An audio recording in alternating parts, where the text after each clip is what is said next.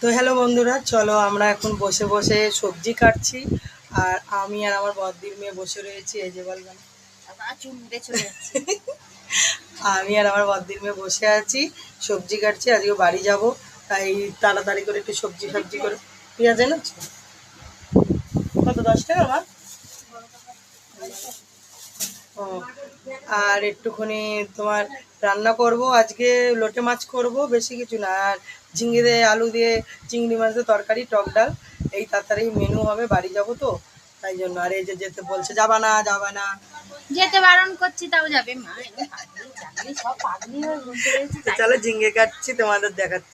এই দেখো ঝিঙে কাটছি বসে বসে, এই যে উচ্ছে নিয়ে বসেছি। দিদন দোকান দিয়ে পেঁয়াজ নিয়ে এলো, এই যে এখন এই ঝিঙে কাটা হয়ে হচ্ছে। ঝিঙে আলুর তরকারি হবে, ঠিক আছে। ও, আর একজনকে বলতা তারা দিয়েছে, চলে এসছে, ওই যে বলতা তারা।